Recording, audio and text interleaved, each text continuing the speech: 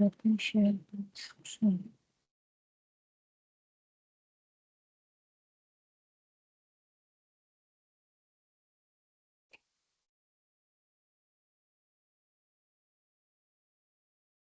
Okay, so it's visible to all of you. Just also commit up here.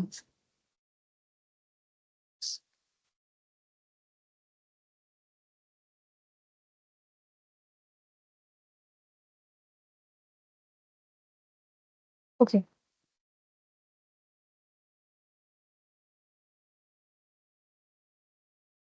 Okay, so hello everyone. This is the third class on this TA class, basically on this electromagnetic theory. And if you remember, in the last two classes, we had been discussing about Coulomb's law and Gauss's law, right? So today we'll talk about conductors. Okay. So conductors and induced charges, right? So the point is that if you have some conductor, okay, and now if you have an applied electric field, so can you tell me what the field will be inside the conductor? Any idea? Zero.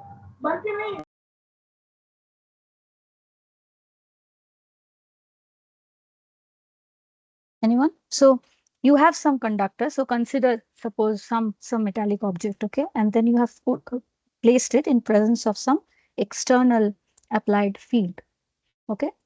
Now, what do you think the field will be inside this conductor? Zero. Hello? Zero. Okay, zero. Okay, okay. I'm not able to hear. What's that? Sorry. Okay, zero. So why do you think it's zero? Is this not working?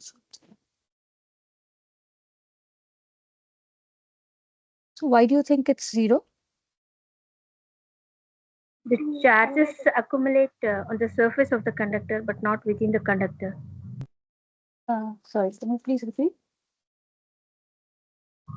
The charges accumulate on the surface of the conductor but not within the net movement will be zero within the conductor. Okay, so you're saying it will be on the surface of the conductor and there'll be no charge inside, right? Yeah.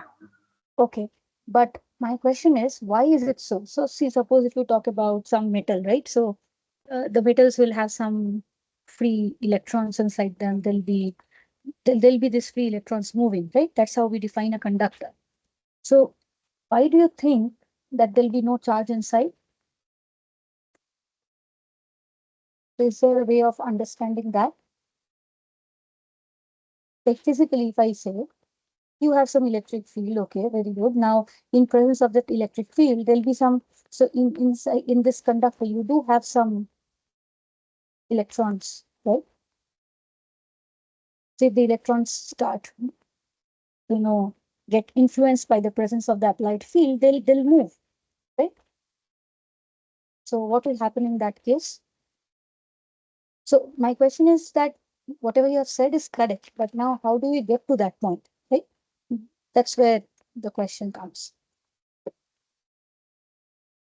Uh, because of the similar type of charges, they repel each other and try to move away from each other, and so finally they accumulate on the boundary of the conductor. So can I don't know why I'm not able to hear properly. Uh, can you please repeat once what you just said? Electrons move to surface to Because of okay. similar charges, electrons, they try to repel each other and they try to move away from each other. So finally they accumulate on the surface of the conductor. So the net charges available within the charge density, we can say, it will be zero. Okay. So this might be some problem with it. I'm hearing, but it's in a very low voice. But okay. So basically, what I understood from your answer is that there'll be electrons, but they'll move. They'll get, but the final charge distribution will be such that everything will be on the surface and there'll be nothing inside. Right? This is what you mean.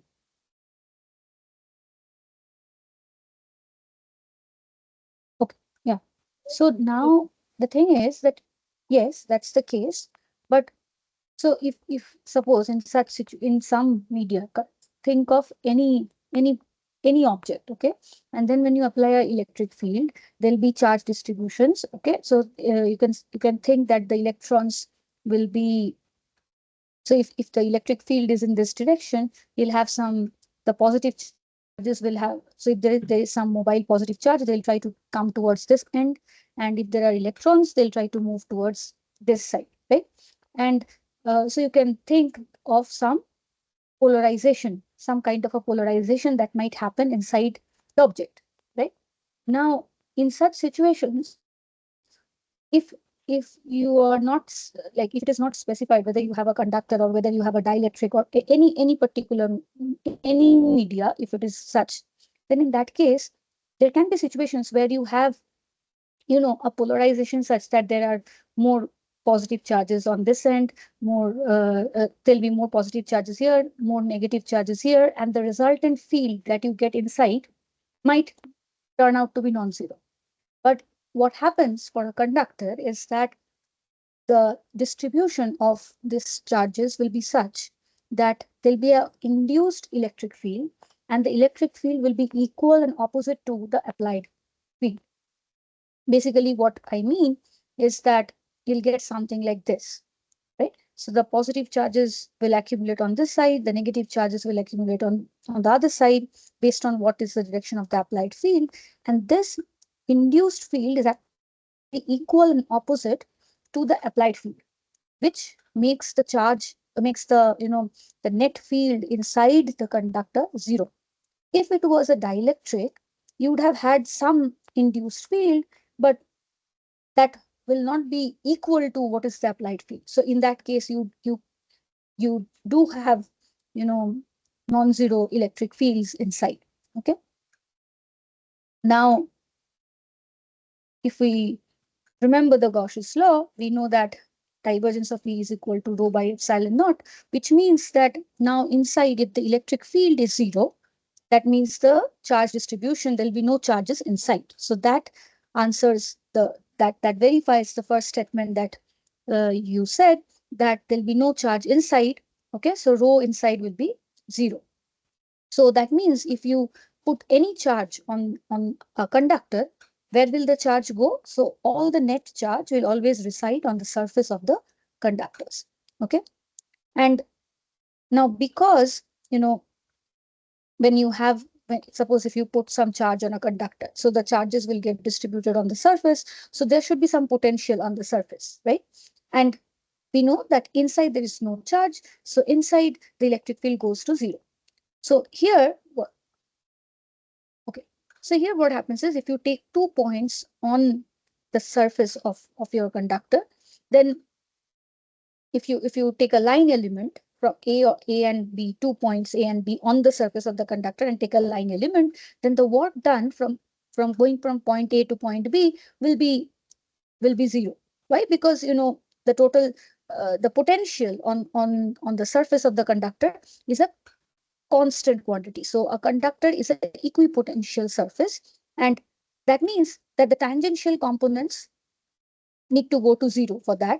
So the tangential components are zero. So the net electric field on the surface of a conductor is always perpendicular to the surface, right? So these are typical characteristics of conductors and how the induced charges distribute themselves when you have a conductor. Okay. Now, that means now if we try to understand this question, so if you have some plus q charge and there'll be a field because of this point charge, and then you put a conductor near it, right? So then because of this induction of charges, you'll have this kind of a charge distribution, right? So the positive charges will be on this side, the negative charges will be on the close to the positive charge, that is the free charge that is there. So that means there'll be a induced polarization, right? Now, based on this, if we now try to answer the question that, so in this case, we know that the field due to the plus q charge, if it is in this direction, the resultant field for this induced charges will be such that it will cancel each other. So the field inside will be 0.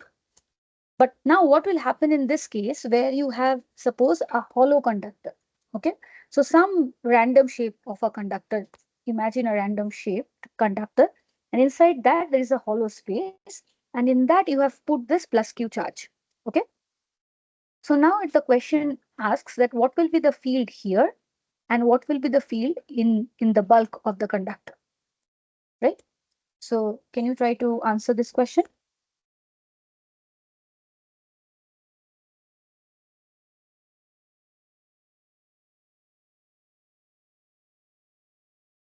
So first, let us answer the question that if you have a plus q charge here, what will be the field in this cavity inside the conductor?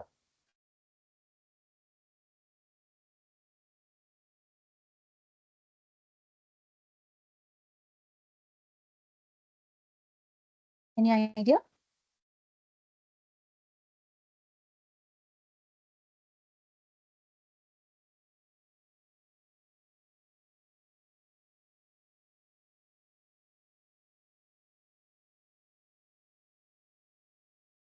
Are you guys stuck somewhere? Any confusion?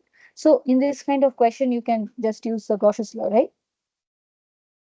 Think of any point on inside the cavity near this plus q charge and think of what the field should be, right?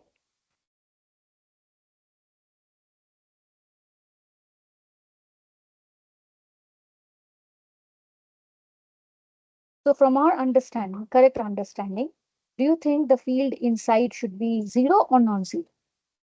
First, let us try to answer that, right? What should be the field at this point inside the cavity?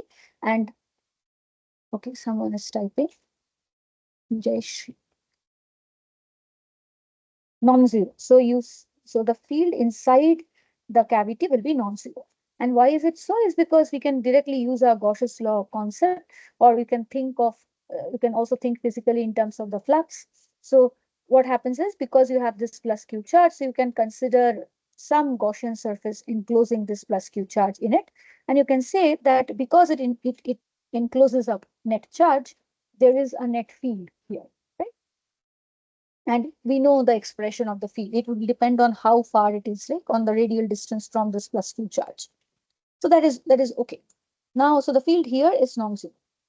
Now, what will happen to the field that is in the bulk uh, of your conductor? So from our current understanding, whatever discussion we had, we can say that the field in the bulk of the conductor should go to 0, right? And if you have to understand in terms of the induced charges, excuse me. So what will happen? So because of the plus Q charge, you will have some induction on the inner wall of the cavity, and will also have an induced charge on the outer surface of the conductor, right? So for the plus Q charge, the induced charges on this surface, right, will be a negative charge, right? So minus Q distributed over the inner wall of the cavity. And then at a farther point, you'll also have the plus Q charges distributed. Basically, because of the presence of this charge, there's a net electric field. And then we use the same concept. So in presence of an applied electric field, the charges inside the conductor will have some distribution, right? There'll be an induced charge distribution, because of which, so you'll have a positive charge on the outer surface of the conductor and a negative charge on the inner wall. So that means that you can understand the direction of the induced electric field will be opposite to the field that would generate because of the plus Q charge in the cavity. So the field in this region will turn out to be 0, right? So that means if you have some charge within within a conductor, inside the bulk of the conductor, your field will be 0. But if there is a cavity in it, then the charge in the cavity will result in a net non-zero field inside the cavity, right? So basically something like this. So the field inside is not equal to 0, but the field in the bulk goes to 0. Now what happens to the field, outside? Consider, suppose this was the conductor. Now you are asked what should be the field somewhere out here, right? Can you tell me whether what one can, how to answer this question? So in this case, we know what is inside the cavity, we know in the bulk. Now what happens outside the conductor?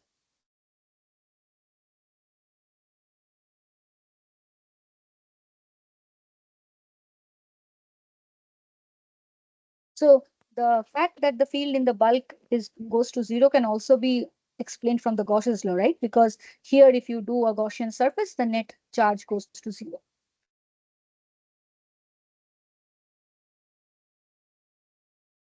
Okay, so the net will be 0. So you say that the field somewhere out here should go to 0, right? This is your answer. But now let us first try to answer this question, from Gauss's law. So if I draw a surface, some spherical surface enclosing this conductor, okay? So what is the charge enclosed? Can you tell me? So there is a plus Q charge in the cavity. There is a minus Q induced in the inner wall, and there is a plus Q induced on the outer surface of the conductor, right? So what is the net charge that is enclosed? So if you consider some, some surface like this, something like this.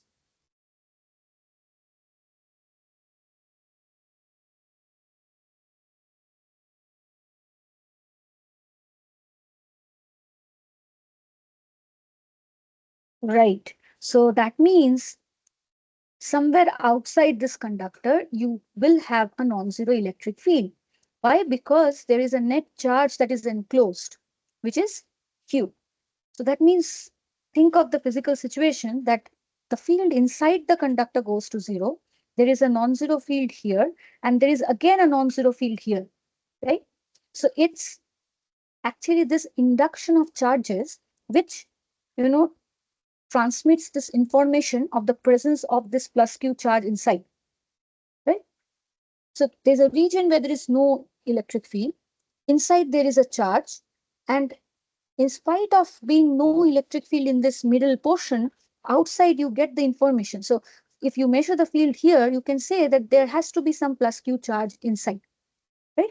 So it's the induction of the charges which allows us to get this information that there is some charge distribution inside the cavity.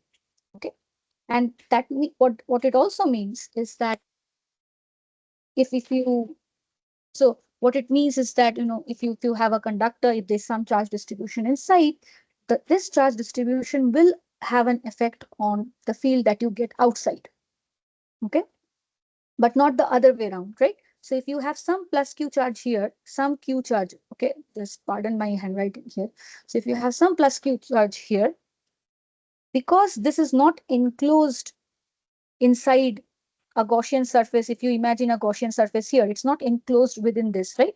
So any charge which is outside will have no impact on the field inside the cavity. But any charge inside the cavity will have an impact on the field outside. Okay, so it's like a caging, right? Any outer charges do not have any effect on the field inside. Okay, so based on this, if you now try to answer this question, so you have a uncharged spherical conductor centered at the origin, you have some cavity of weird shape, okay? And there you have a plus Q charge. What is the field outside the sphere? So we know that the net enclosed charge is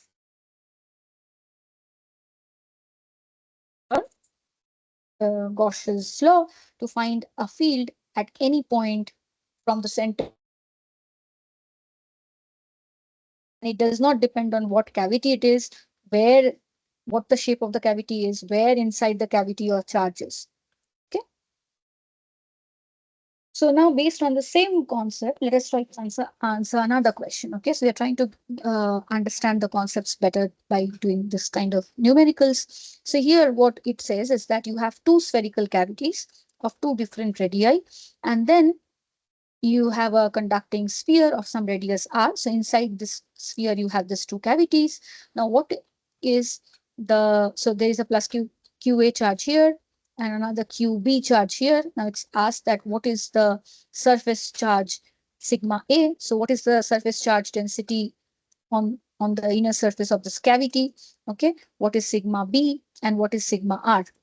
So let us go one by one. So what do you think sigma A or sigma B and sigma R should be? So let us try to use the concepts that we just discussed and try to answer. Okay.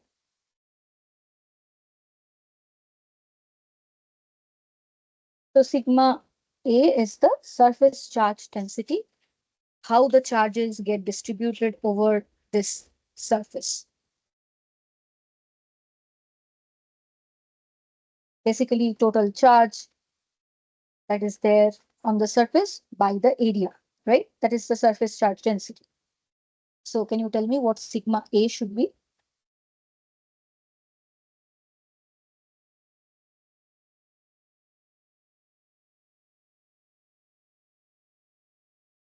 QA 4 pi A square. QA by 4 pi A square. Okay. So you are almost correct.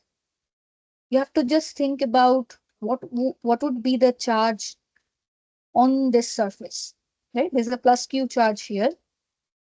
Think about what should be the charge on this surface. So as we just discussed, there'll be an induction of charges, right? There'll be induced charges that will be formed. So because of the presence of the plus Q charge, there'll be a charge induced on this surface, right? And it will be the total charge that will be induced will be minus QA, right? And then minus QA will be distributed over the surface area of the sphere. So that means if you want to find sigma A, it should be minus QA by 4 pi A square. Similarly for this, it should be minus QB by 4 pi B square, right? And now what should be the surface charge sigma R? So if you have a minus QA charge distributed here, you have minus QB charges induced here. What is the charge that is induced on the outer surface of the conducting sphere? The total charge induced on the outer surface. So basically sigma R will be this total charge divided by 4 pi capital R square, right?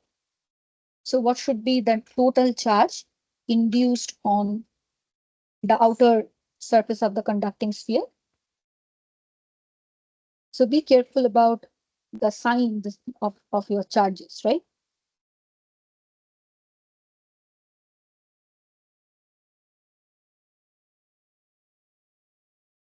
So here you have a QA charge, QB charge. Here you have minus QA induced. Here you have minus QB induced.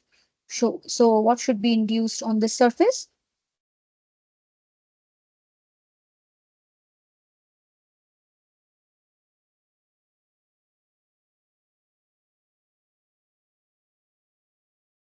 Okay, so why do you say it should be 0? So let us again, revisit this question.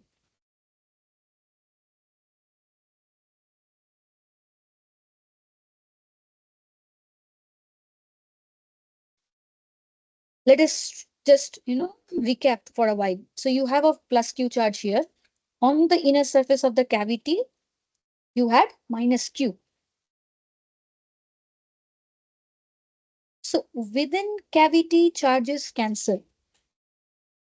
So see, it's not exactly within cavity. What happens is, suppose you, so what I mean is within cavity, the charges don't cancel, right? Within cavity, you have an net enclosed charge. what happens is on the inner walls of the cavity, because you have this, free charges inside the conductor, they try to redistribute themselves in presence of the field because of the plus Q charge. So what happens? The negative charges in the cavity, in the conductor, in the bulk of the conductor, arranges close to the inner wall of the cavity. So there is a net charge inside the cavity, but there is a opposite, equal and opposite charge induced on the inner wall of the cavity, right? Because of which, if you try to take any Gaussian surface in the bulk of the conductor, that becomes zero, okay? And because you have a minus Q here, your conductor by itself was initially neutral, right? So then that means you do have a plus Q induced on the outer surface of your conductor, right? So consider, maybe consider something like this. So you have a charge here. So if you have a charge here on this surface, you'll have a minus Q charge. On somewhere out here, you'll have a plus Q charge, right? So now if we go back, so here you have QA. So that means in the inner wall of the cavity, you have a minus QA induced. In the inner wall of this cavity, you have a minus QB induced. So the net induced charge on the outer surface of your bigger sphere that you have here should be equal and opposite to the net induced charge in this surfaces, right? So it should be positive plus QA plus QB. Is this clear?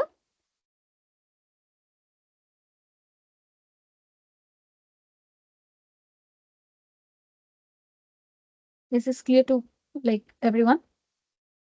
These are very fundamental things because later so when you talk about, capacitors and all that, you do have to be careful about how induced charges work. Whenever you talk about dielectrics, this concepts of induced charges, bound charges will come up, right? So it's important to understand how these things happen.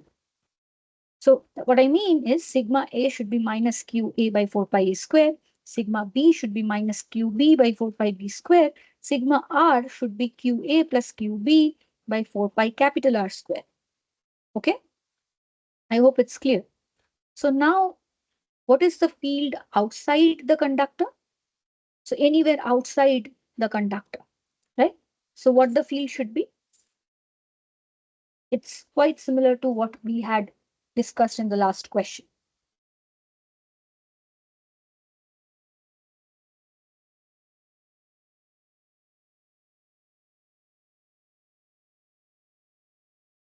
So whether it should be zero or non-zero. Try to use the Gauss's law. So if you have a Gaussian surface here, what should be the net induced charge? 0. I think there's some issue with my, I don't know, speaker. I'm not able to hear. Can you just write your answer in the chat box maybe?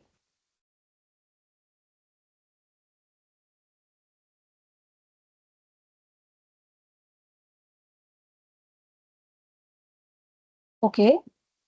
So you think that the field outside the conductor should be zero. Why do you think so?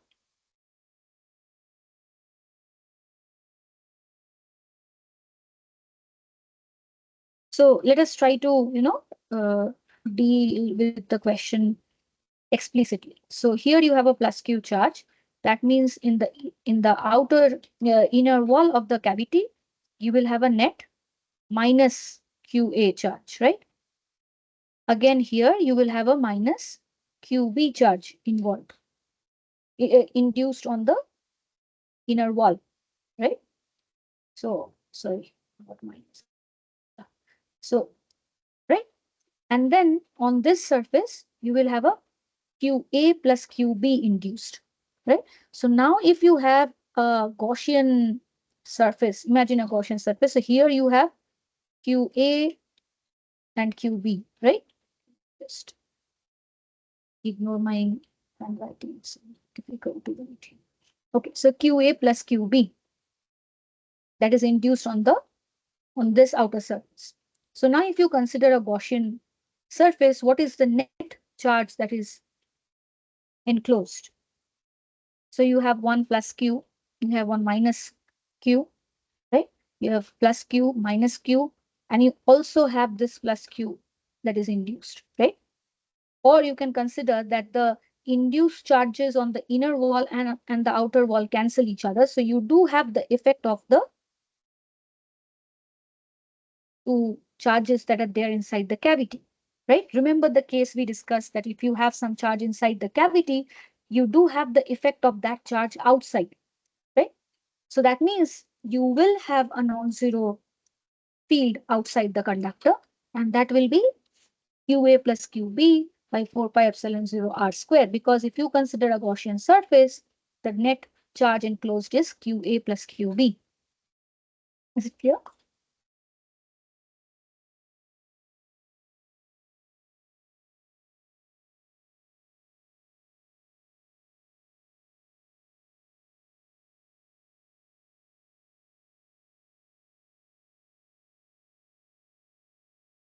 Vishwa Bharati, is it clear? Okay, now it is clear about the cavity, right? Yes. So that means any charge, if you have any cavity, always consider, if you have to think about it, mathematically, think about what is the charge enclosed, okay? And try to use cautiously. If you think about physically, try to see how one can expect the induced charges to be, okay? So now that means whenever you have some charge in the cavity, you do have an effect of this charge outside, okay? So the E out is not zero. Now, what is the field within each cavity? So what is the field? Maybe if you are said to find the field somewhere here, right, at this point. So what the field should be? So somewhere inside this A cavity at a distance, maybe, let it be RA. So what do you think the field should be here at this point?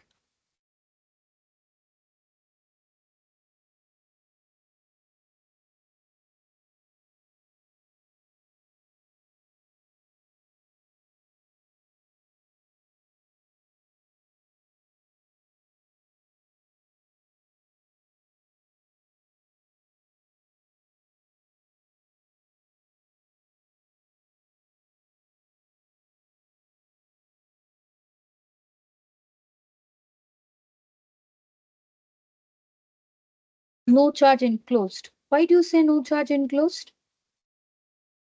See, this is something has to be very much clear, right? So you have a cavity, okay? You have some cavity. Inside the cavity, there is a net charge. Because of this charge, on the wall of the cavity, you have a equal and opposite induced charge. Okay. Now I am asking about a field somewhere inside. So consider, so if I remove all this uh, ink and try to redraw. So imagine a Gaussian surface here, right? Ignore the spikes. So imagine a Gaussian surface here, right? Somewhere inside. So you do have a net charge enclosed, right? So anywhere inside this cavity, think of a Gaussian surface. You do have the plus Q charge enclosed, right? That's why the field inside the cavity is not zero, right? So it should be, so if the distance from the charge is some RA, then the field should be 1 by 4 pi epsilon 0 QA by RA square, right?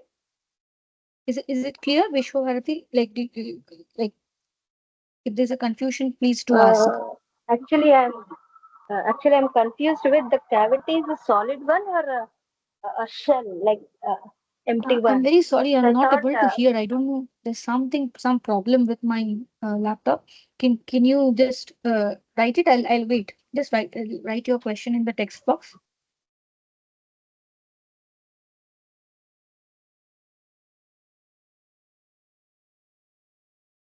Oh, what is not here?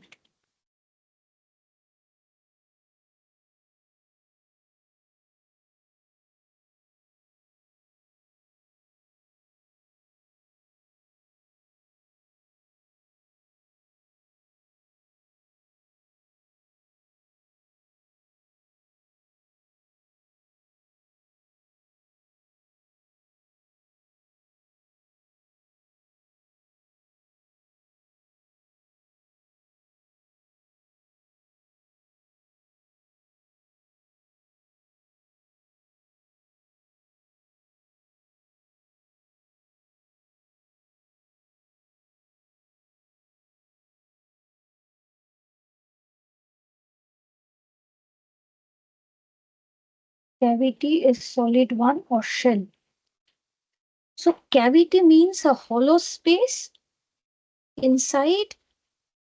So consider something like this. Okay. So, so this looks like a shell, right? But it might not be exactly like this. Basically, you have some hole, okay? Some hollow space, and outside you have some thickness of your conductor. So this region, what you have here is your conductor, so the bulk of your conductor. Whatever is inside this hollow space is your cavity. Okay. So cavity cannot be solid, right? In the cavity, there is nothing. Inside the cavity, it's a hollow space where you have a plus Q charge. And surrounding the cavity, you have some layer of a metal considered. Okay. So that is your bulk of your conductor. Is it clear?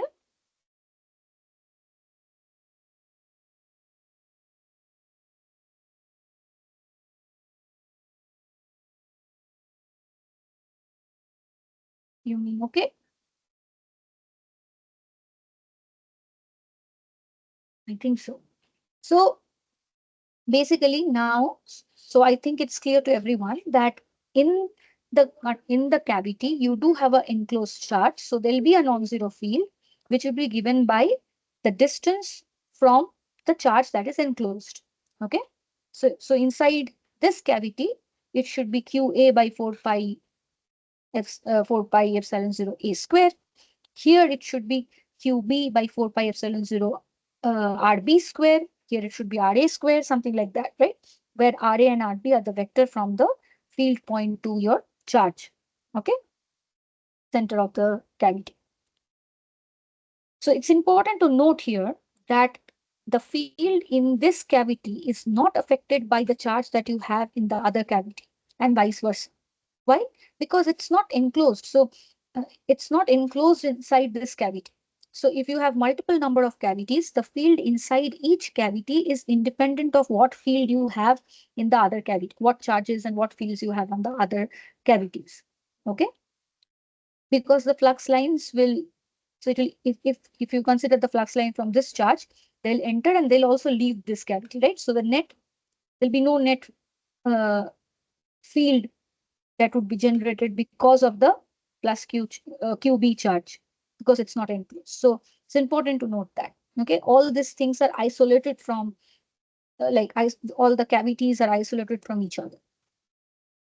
Now, what is the force on QB, QA, and QB? So because they are isolated from each other, QB do not have an effect on QA and vice versa. So there will be no net force on QA or QB. If it was in free space, you would have expected a force because of the presence of the two charges, like one for the, like there'll be a force on QA because of QB and vice versa if it was a free space.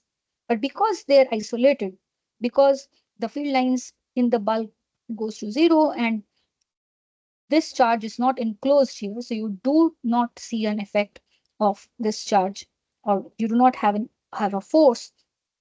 This charge do not have a force on this and vice versa. Okay, so there is no force on QA and QB. Now, which of these answers would change if a third charge QC was brought near the conductor? So now you have a QC charge somewhere out here. Okay, so what do you think?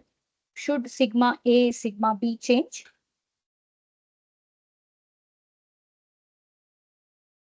Any idea? It should not, right? Because sigma A and sigma B depends on how the charges get induced on the inner surface, and that depends on what you have here inside the cavity. It's not affected by what you have outside, right? So sigma A and sigma B won't be affected, but sigma R will be because you have this charge, so you do have an effect of this charge on the outer surface of the conductor. Now, what is the field outside the conductor? So the field outside the conductor will obviously be affected by any other charge that you have outside the conductor. But will the field inside be affected? No, right? Because any charge outside, so if you have some QC charge here, that is not enclosed if you consider a Gaussian surface here, it's not, this charge is not enclosed, right? So sigma r will be affected. Yes, sigma r will be affected. Sigma a and sigma b won't be affected. The field outside the conductor will be affected, but the field inside these cavities won't be affected. Okay, and the force on QA and QB will still be 0, right? So clear to everyone? Any doubt in this section, please feel free to ask. Okay. So now, if you have a metal sphere of some radius r carrying some charge q and is surrounded by a thick concentric metal shell.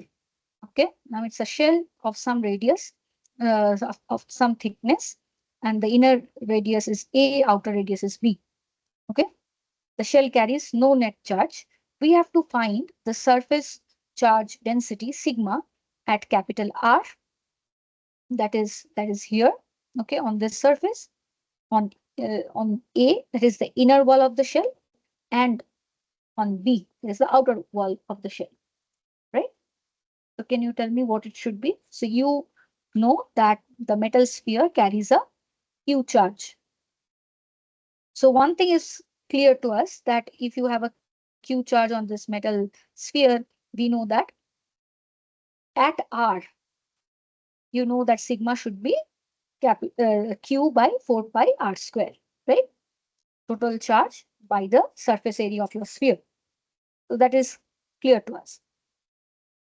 If not, please feel free to ask. Now, what should be at A? So because of this plus Q charge, you'll have a induced charge here on the inner wall of the shell, right? And that will be equal to minus Q, right? And then you will again have a plus Q induced on the outer surface of your shell, right? So that means your QR is Q by 4 pi R square, QA is minus of Q 4 pi A square, sigma B is again Q by 4 pi B square, right? Now, what is the potential at the center?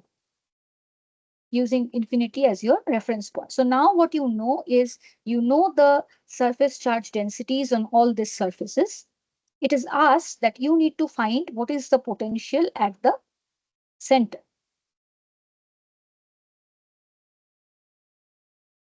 Can you try to answer this question, or anyways, like before answering, like before trying to solve it, can you tell me how to solve it? So what should be the, first step that one should take?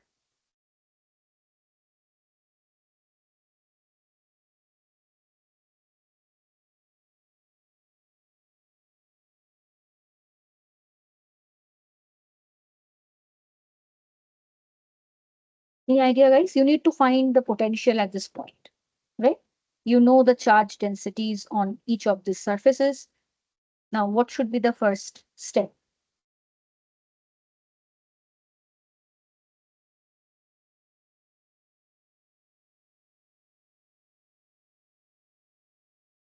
So if we look at the definition of potential, we know that potential is basically E dot dl, integration over. So if you want to consider some reference point at infinity, what is the potential at the center is the work done to bring a charge from infinity to this point, right?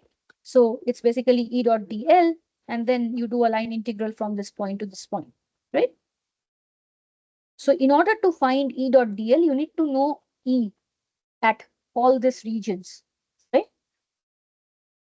Right. You need to find E at all these places, here, inside, in this hollow space, and then inside, in this section. So now let us look at each of these portions separately, right?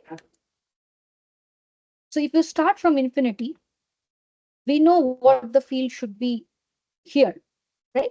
Because if you consider a Gaussian, consider a Gaussian surface enclosing this entire thing. So you have plus Q here, minus Q here, again plus Q here. So you have a net plus Q enclosed. So that means at any particular distance outside this shell, at a distance R, so if you consider some region R here, so that means your electric field should be Q by 4 pi epsilon 0 R square, right? That is for any point from infinity to this section, right? Now, what will happen inside this, like between A and B, because it's a metal shell, metal sphere, right? Metal shell, we know that the net field in this section, inside this, in the thickness of the shell should be 0. So here the field should be 0. Again, we know that in this, inside the metal sphere, the field should be 0. So this part, it's 0. Okay, this part again, it's 0. This part we just found out. This is the expression. We need to find the field here, right? So you can consider another Gaussian surface here, right? And then what will be the charge enclosed? The charge enclosed will again be Q by 4 pi epsilon naught r square, right? That is your field. The charge enclosed is Q, right? So that means if you do the integral, taking into consideration the fields at all of these sections, outside, in this portion, in the shell, in the sphere, and in between the shell and the sphere, and try to integrate, do a line integration, then you would get an expression for the potential, right? So that is your potential at the center. Now, the last part of the question says that now the outer surface is touched to a grounding wire. So that means your this surface is grounded. Okay. So which lowers its potential to 0. That means the potential here goes to 0. So how do you think the answers in A and B should change? So can you try to answer this question? So if this potential goes to 0, potential here goes to 0, do you think sigma r should change or sigma a should change?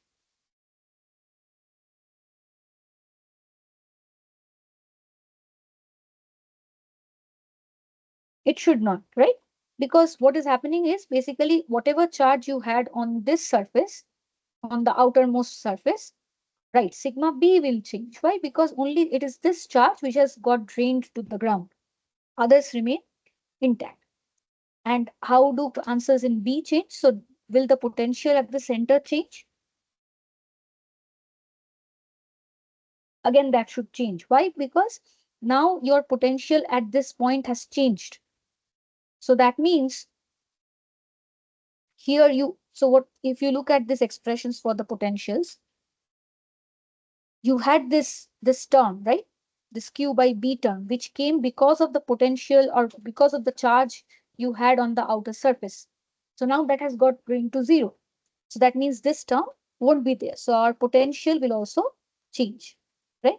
So sigma B will go to 0 because the charge drains off. And because sigma B goes to 0, the potential that arises because of the sigma B induced charge will also go to 0. So what we'll have is this two terms in the potential, right? Okay. So this was about induced charges and conductors, okay? And this becomes also useful when we talk about dielectrics, and which will come later when we talk about, we discussed about displacement current, field displacements, and D, right? And how D is related to the free charge. So there, when we define D, we had this polarization involved. So when we talk about polarizations, we talk about this induced charges. So it was important to understand how charges get induced when you have a conductor. Okay, and this was about this questions were on this. Now, I did see in your assignment something like this, right? So there's something with the PN junction. So if you have a PN junction, basically what do you have is, so there'll be some charge distribution, right? And if you know, in PN junction, you have this region called the depletion region. I don't know where my pointer went. Yeah. So you have this depletion region where, you can say that on the N side, in the depletion region, you have this positive charges, and here you have the negative charges, basically electrons moving from N towards P, right? So that means you do have this depletion region, and this depletion region is nothing but a region with some charge density, right? So you can consider that. I have to change the pointer. So basically you have something like this. So in this section, you have some charge density, which is a positive charge density. Here you have negative charge density in the p side because the electrons have moved from n to p, right? And if you know the charge density, so if you say that, the number of, what is the concentration of acceptors and what is the concentration of donors, so you know the net charge density on the p side and on the n side, right? And now, given this charge density, so basically now you know rho, you want to find what the electric field should be, right? So you know rho, you need to find the electric field. Can you tell me which relation to use? So if there's some given charge density, there's some, you can try to find. So basically this is rho. You need to find E, right? So can you tell me what relation to use?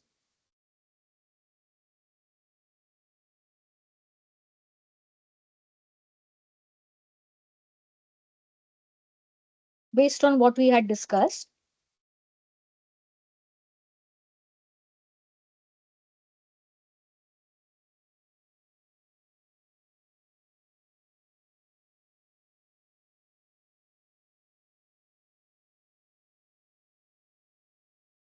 point form of Gauss's law. Point form. Okay.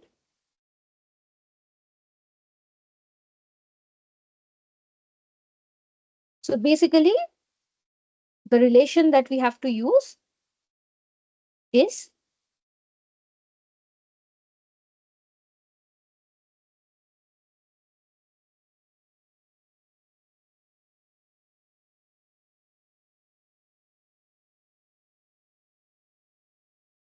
divergence of E is equal to rho by epsilon naught, right? This is the relation that you have to use.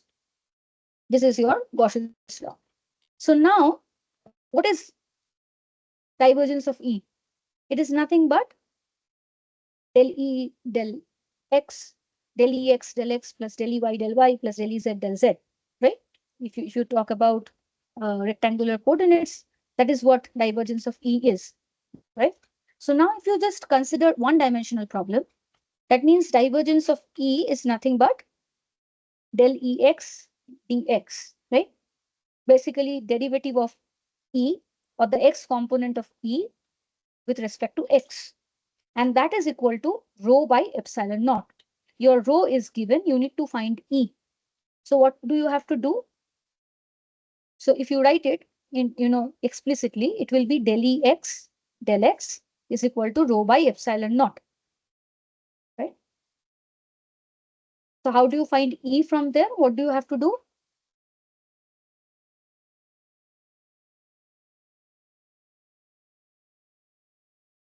Any idea, guys?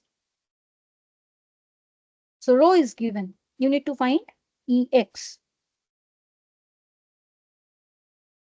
So suppose you have you know the expression, right? It should be del EX del X is equal to rho by epsilon.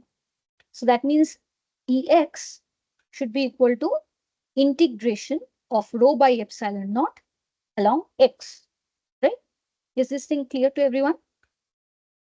So that means in this section, whenever you have to find, suppose if you are asked to find the electric field in this region, basically what you have to do is, the value of rho. The value of rho is given by minus q n a minus, right? This is your value of rho in this section. So if you're asked what is the field in this region, what do? You replace the value of rho by epsilon naught dx, and do an integration from 0 to that point, right? That will give you your electric field in this region. Similarly, you can do the same for this part. Is that clear?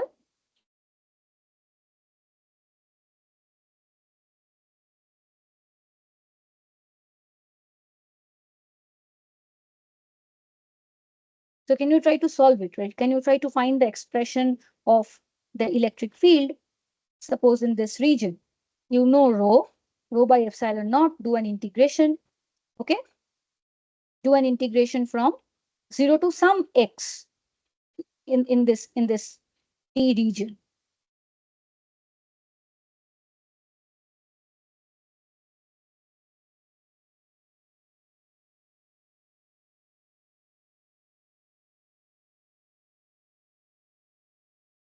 So what will become important in answering this kind of questions is also the boundary values, like boundary conditions. So you know how the things are supposed to change in this section and in this section. So you know you have to integrate. And from here you can understand, because you will do an integration, basically you'll have some slope, right? Some line with some straight line with some slope. But it's also important to put the correct boundary conditions. So because outside this region, so this is the depletion region, and outside this, these are neutral sections, right? These portions are all neutral. So that means the field should drop down to 0 at at the boundaries of your depletion region.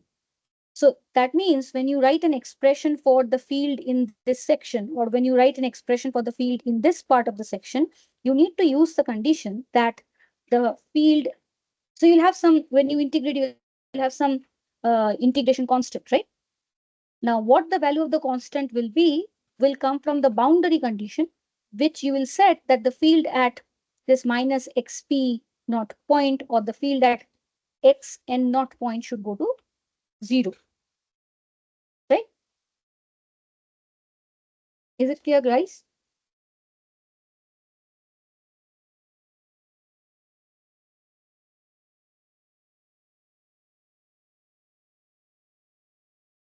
I think there are certain questions in this direction. That's why I thought it's basically an application of our Gauss's law, right? In real life devices.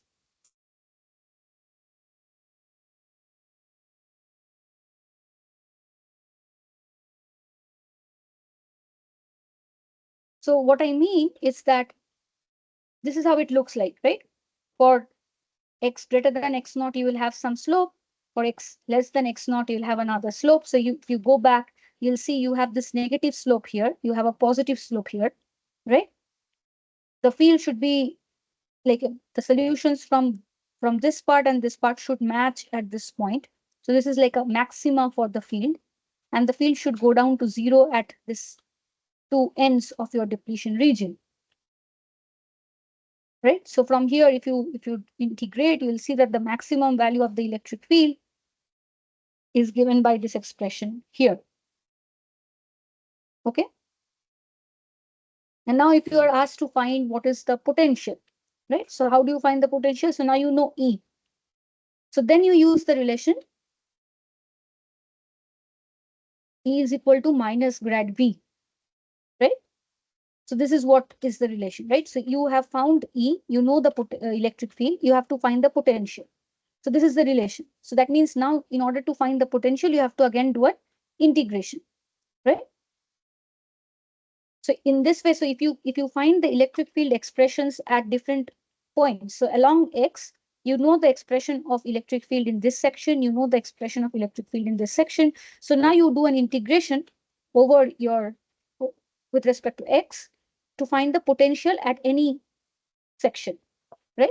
So if you do that, it would be something like this, right? Where W is basically your depletion width. Okay, I think it will be written somewhere here. So, yeah, the total width of the transition region is W. So what you are getting is an expression for potential where you have the charge involved, okay? And you know these are the number of donors and acceptors, which makes a difference. And you know the total width of your depletion region. So the potential depends on this quantities, right? So this is how so now you can just rearrange it to find an expression for your width of your transition region or depletion region. And you can see that the width depends on the donor and acceptor densities on N, ND and NA, and the potential, okay, and the charge, right? So this is another way of writing this same expression for the transition region. And from here, you can also calculate the how much is x, basically how much is xp naught and how much is xn naught. And it's important to note that the total charge that is in this section should be equal to the total charge that is in the positive section. So right, which gives you that qa. So if a is some cross section of your p-n junction, then qa xp naught na, which is the number of charge in total charge in this p side, should be equal to qa xn naught nd, which is the total charge on this section, right? So that is also important to remember. And then what you can do is from here, okay, you can find an expression for the number of what the width is on the p side and what the width is on the n side.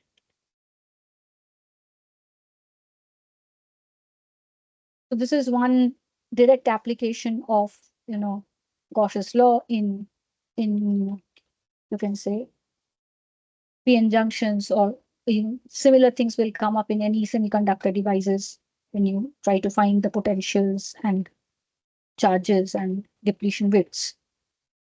Okay, so now we'll slightly change the gear and we'll talk about capacitance. So what is capacitance? So you know that if you have some charge, there'll be a potential associated with it, right?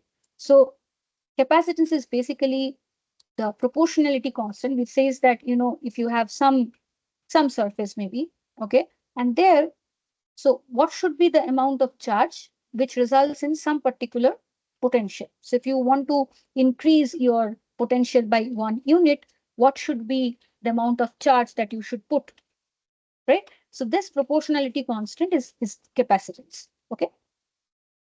So in order to find that, this is important to understand. So basically, we'll see how the charges distributed on a surface, or capacitor. When we just think about capacitor, we think about two charged, plus and minus charged surfaces, right? And there we need to understand, in order to find the potentials, we need to understand what kind of fields we'll have on the surfaces. So basically, for that, if you first start with any surface with some sigma charge distribution, then we know that you can use the Gaussian's law, and you can consider some pillbox, Gaussian pillbox of some width epsilon. Okay, and you can then say that now if you try to find the surface integral over this pillbox, you'll see that E above the perpendicular component, okay, so E above minus E below the perpendicular components is given by sigma by epsilon naught. So basically it's a there is a discontinuity here, right? So the E above is not equal to E below.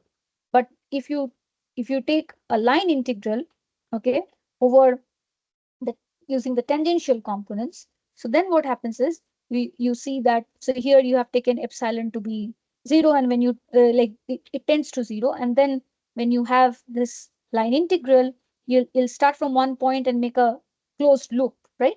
So you'll see that you'll basically have E into, so some length of the line element, so E into L, and then again in this part of the line element it gets cancelled. So basically you see that because there's no charge enclosed here, so you'll see that E above will be equal to E below. So that means the tangential components are continuous, while the perpendicular components or normal components are not continuous. So basically the electric field turns out to be sigma by epsilon naught n cap, where n cap is your normal to the surface.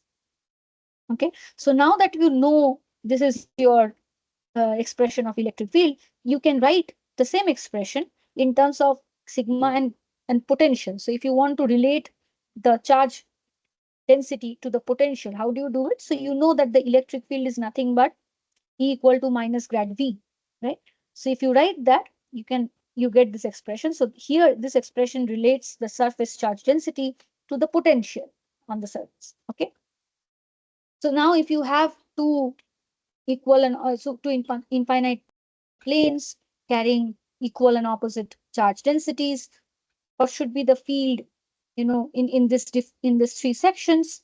So you can use the Gaussian's law, and what turns out is, so basically there'll be charge emanating from the positive plate, and there'll be the electric field lines will emanate from the positive plate, and the direction of the field will be towards the negative plate, right? So what will happen is the field in these two sections outside 1 and 3 will cancel out. So there'll be a net field only in the central region between the two plates.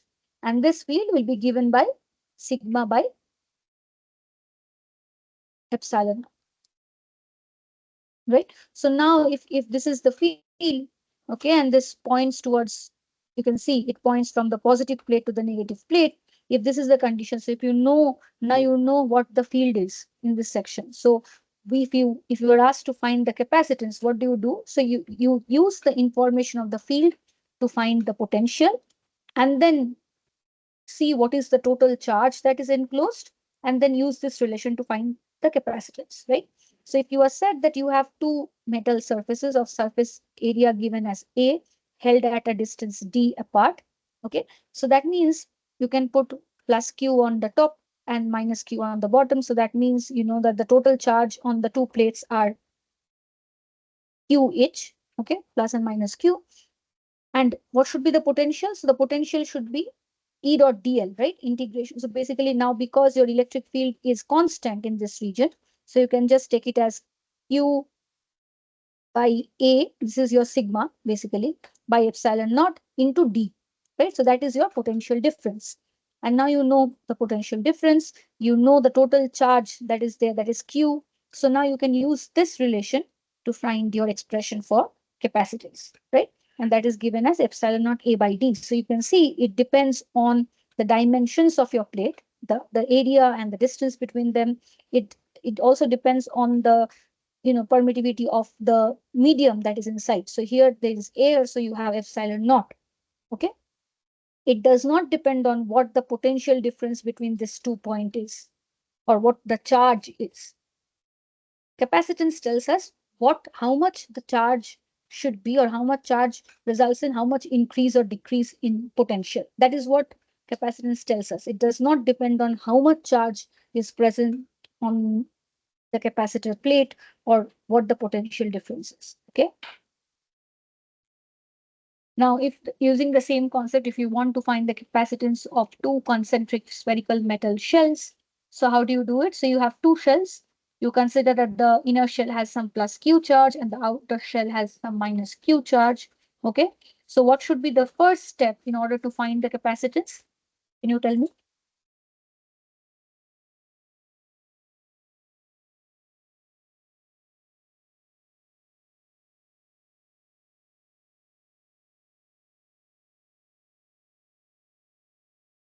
Any idea, guys? So what did we do in the parallel plate case? We tried to find the electric field.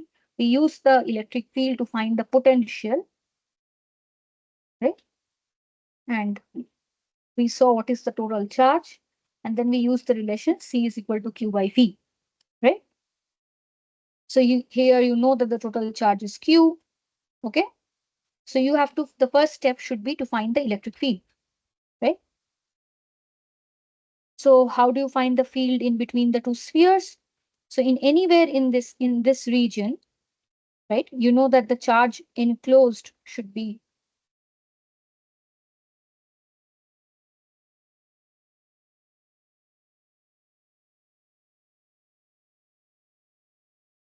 plus Q, right? So here you have plus Q.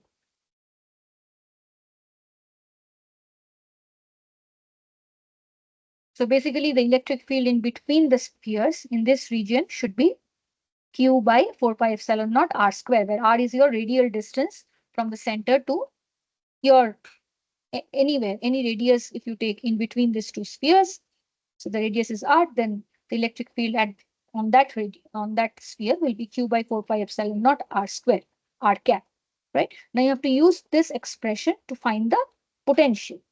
So how do you do? Now you do a potential from A to B, right? B is equal to minus B to A. So basically from outside to inside, you're trying to come from outside to inside, and you do an integration over E dot dl, and this is what you get. So this is your expression for your potential difference between these two surfaces, right? And you know what the total charge is. The total charge on each surface is Q. So now you can find the capacitance, right? Directly use the relation C is equal to Q by V. Okay. And this gives you the capacitance. So this is the capacitance for two concentric spherical metal shells.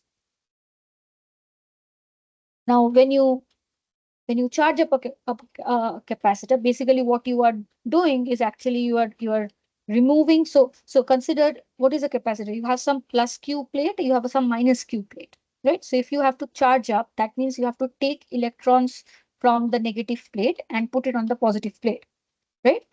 And in doing so, you fight against the electric field, which is pulling them back, right? So basically, here, if you look back on this, right? So you'll take electrons. So what would be the direction of the electric field? It's from here to here. So basically, you have to do some work to take the electrons from this plate to this plate, right? And that is how you charge up the capacitor. So that means there's some work done involved, right? So how much work does it take to charge the capacitor to some total charge of Q?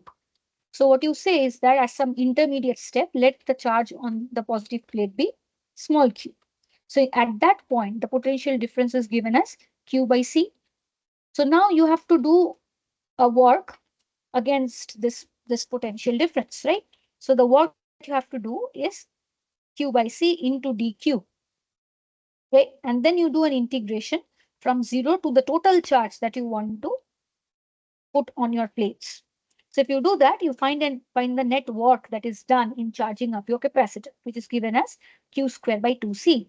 And if you use the relation Q equal to CV, you get another expression for the work done, where you write the work done in terms of your capacitance and the potential. Okay, so this is the expression for work done in charging up your capacitor. Now, based on how you did the spherical shell, you can also do it for two coaxial metal cylindrical tubes. Okay.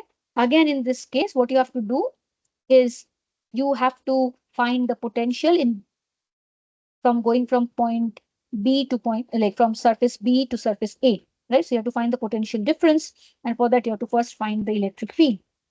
So this is what you do. So you say that, consider a Gaussian cylinder, okay? And you know that anywhere inside, in between A and B, in this region, you will have an electric field, which is given by Q by L is your charge per unit length. So Q is the total charge. So Q by L divided by 2 pi epsilon naught S, where S is your radial distance from the axis of your cylinder. So that is your electric field at any point inside, at any radial distance S inside this two coaxial tubes. So now the potential difference in that case will again be E dot dl minus A to P. And if you do that, this is your expression for your potential. So now you can use it to find the capacitance, which is nothing but Q by V. So this is your capacitance per unit length, right? So for any geometries, whenever you have to try to find the expression for the capacitance, try to use this concept that you need to find the potential difference between the two plates. For that, you need the field that is inside these two, and then do an integration from one surface to another, find the net potential difference. Okay, and then use the total charge and use this C equal to Q by V relation to find the expression for capacitance. Okay. So now talking about polarization, slightly changing here. So we spoke about, induced charges. So now we know that if you put a neutral atom in an electric field, there'll be an induced charge distribution in the atom, right? So the negative charges will, so if you have, so here you can imagine that the nucleus will be slightly shifted towards the direction of the electric field, and then you'll have a net minus Q induced on the other side. So basically, there'll be a polarization. So this polarization is proportional to your applied electric field. And you for an atom, you term it as atomic polarizability. So in general, this alpha is a tensor. It can depend on it can have different values in different directions. For simplicity, we are considering it to be scalar. Okay. So P is equal to alpha E. So P is your dipole moment. Basically, this polarization per unit, you can consider in this case, in a case of a bulk or in case of volume elements, you can consider it to be polarization per unit volume.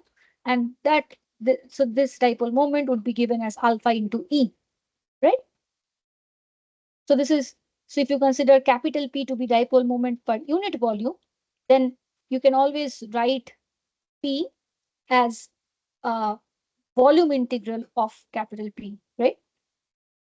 And this is a microscopic way of understanding. Basically, in presence of this applied electric field, you'll have a net displacement of you can consider that there's a net displacement of your positive plus Q nucleus of your atom. So then at equilibrium, this charge will again try to pull it back. So there'll be an equilibrium between these two. So at equilibrium, the applied electric field should be equal to this value here, right? And from here, you can write an expression for your dipole moment, and you can see that it has this, proportional behavior. So P is proportional to E, okay? And this proportionality constant can be termed as the atomic polarizability. So now if you have some material where you have this kind of dipoles that are induced, so you can say that this much of the dipole moment is induced per unit volume, which you call as polarization, right? So if your dipole moment per unit volume, is given as capital P, then what you can write is you can try to write an expression for the potential that generates because of this bound charges. So one potential can arise because of positive, free charges. So you have some free charge, you have a potential because of that. Another potential can arise because of this bound charges or induced charges. So if you say that the polarization in your volume is given as capital P, then if you do an integration, volume integration and 1 by 4 pi epsilon 0 P dot r cap by r squared d tau, where d tau is your volume, element. So if you do an integration over the volume element, this gives you the total potential because of this polarization that is there in your volume. Okay, why this expression? So we'll talk about it when you talk about fields and potentials due to dipoles, maybe in the next class. Okay, so basically this is the potential for a point dipole, and now because you have a volume which has a net polarization, you do a volume integral. Okay, and then you use this mathematical relations to finally write an expression for V, which is very interesting. So if you look at this expression, these are mathematics, but this is important because this gives us a physical understanding. So here you see that this term here in the potential has two terms. The first term is a potential because of some surface charge density, right? While the second term has a volume integral, and this gives us a potential because of a volume or volume charge density. So you can say that when you have a polarization in a volume, then the potential is actually a result of two charges. One is the surface charge, which is given as P dot n cap, and another is a volume charge, which is given as minus divergence of P. Okay, so and then you can write the net potential as the total effect of this surface and this volume charges. So this is your bound charges. So if you recall what we discussed in the last class, that when we talk about charge density, there's an impact of both the charges. One is a free charge, another is a bound charge. So if you write the Gauss's law, you write rho. Rho is actually rho b plus rho f, where rho f is your free charge, rho b is your bound charges. So now you know what rho b is, right? Rho b is basically volume charge due to bound charges. And if you go back, this is what you got. This is rho b. So if you put that expression here, okay, and if you rearrange the terms, what you see is that now you get an expression for the electric displacement. Okay, so this term D is called epsilon, it is epsilon E plus P, where P is your polarization, and then you again get back the same expression of Gauss's law, but now in terms of the electric displacement, where only free charge densities are involved. Okay, now this P here, as we saw, that the polarization is actually proportional to the field. So this P is actually proportional to the total field that your system has. Okay, and that is given as epsilon naught by E. So here this is your electric susceptibility of your media. Okay, So that means if you rewrite the expression for D, you can write it as, this term here. So here you see that epsilon naught 1 plus IE. So this is your susceptibility plus 1 into epsilon naught. This is a quantity. Okay. So this is some epsilon, right? And this is actually the permittivity of your material. So if you find the relative permittivity, which is epsilon by epsilon naught, this is nothing but your dielectric constant. So when you talk about dielectrics, we discussed at the starting of the classes that in dielectrics, in conductors, your induced charges are such distributed that the net field inside the conductor becomes zero. While in case of dielectrics, there'll be a similar induced charges, but the net field will not go to zero, right? There'll be some charge distribution, and that charge distribution will result in some polarization, okay? And then you say that the effect of this, polarization results in a net permittivity of the permittivity of the space changes from the free space. And how much does it change? That is called the dielectric constant or the relative permittivity. Okay. So now initially we did similar kind of questions, but now if you consider that you have a metal sphere with some charge Q, but surrounding it, you have a dielectric material. Then what happens? If you try to find the potential at the center, this is similar to the question that we had initially done, but there we were talking about free space and metals. Now we are talking about dielectrics. Okay. So here what happens is, so if here you have to first talk about, because you have this dielectrics involved, so you don't know what the bound charges are, right? You don't know what your P is. So you have to start with the free charge that you have. This is the information that you have. So you have to start with the electric displacement. Okay. You know what is the free charge, that is Q. So you know what your electric displacement is. So if this is your expression for electric displacement at any points in this region between A to B, okay. So now you know this. So now if you're asked what the electric field is, you want to find the electric field in order to find the potential. But how do you do it, right?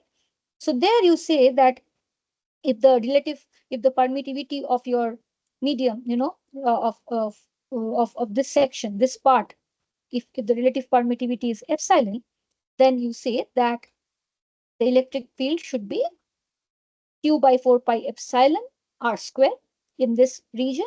And here you again have epsilon naught. Why? Because everywhere outside it's free space. So there the permittivity of the medium is nothing but permittivity of free space. But anywhere in this region, you have a different permittivity, which is some factor, some multiple of your, it is some constant into your free space permittivity, and that is the permittivity of your medium. So your electric field in this portion do change. So if you had a metal sphere here, the electric field here would have gotten to zero, right? But here you do have a net electric field. Okay. And now if you want to find the potential, you see that this is just integration, line integral. If you do that, so inside the metal sphere, it will go to zero. Here it's the potential for this part between A and B, and anywhere outside you have epsilon naught because that's free space. So now if you do that, you see that, see, if it was free space, you would have got epsilon naught here, right? But here you have epsilon. And what is epsilon? Epsilon is nothing but epsilon naught into epsilon r, right? So basically what is happening is your effective electric field is reducing. So this induced charges that generate in the dielectric material somehow shields or reduces the effective potential or effective field that is generated, right? It does not entirely cancel, but it shields to some extent. So that's why what is happening is your effective potential gets reduced. Okay. And this becomes also useful when we talk about capacitance. Why? Because you know the expression for a infinite plate capacitor, right? But now if you put a dielectric in between, how does the capacitance change? So here what happens is, so if you go back, we saw that the potential gets reduced by some factor. So if you use the expression of how the capacitance depends on, how the capacitance is related to the charge and the potential, you see that because now the potential difference has reduced by a factor of 1 by epsilon r, where epsilon r is your dielectric constant, your capacitance will get increased by epsilon r. It will increase epsilon r times, right? So this is one way of increasing capacitance by putting dielectrics. Okay. Now, there's another thing that, this is similar to the capacitors that we are initially discussing, but I did saw a question where in the last year's assignment where it was talking about, what would be the capacitance for Earth or something like that. So in those questions, what you have to consider is that you have to consider it to be an isolated sphere. Okay, so you know the potential for two spherical shells, right? Coaxial shells. But now if you consider that, take a limit of A, that is the smaller shell, to some capital R, and the bigger shell, consider it to be at infinity. Okay, so then what you have is actually one sphere which is isolated, right? So if you put that here, you find an expression for the capacitance for an isolated charge conducting sphere. Okay, and then if you know C, if you know the expression of C, and you know the expression of B, so this is how, this is consistent. So in a charged sphere, you know how the potential looks like, right? So from here, if you try to find the capacitance, you'll get back the same expression. Okay, so this is how the capacitor looks like for an capacitance expression looks like for an isolated sphere capacitor. Okay, so I think yeah, that was it. So there can be certain questions that can come up based on this relations. Okay, and it's important also to note the effect of induced charges in dielectrics. Okay, and I think there are certain questions that generally come in assignments based on this relations. This relations, or suppose your dielectric constant is given, you need to find the susceptibility, or the susceptibility is given, you need to find the dielectric constant, or once you find the dielectric constant, your D is given, you need to find E, all this kind of questions based on this relations. Okay, so I think I'll stop here. Do you guys have any question?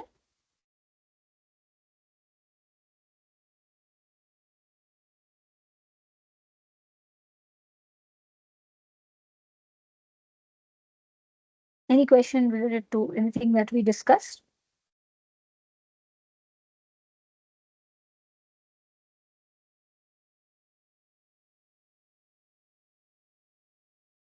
Okay, so if not, let us call it a day. Okay.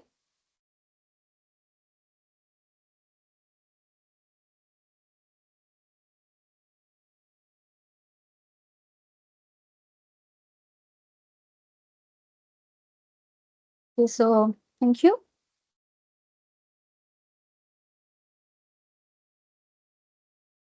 Okay. Yeah, thank you. I'll just end the meeting. Okay. Thank you.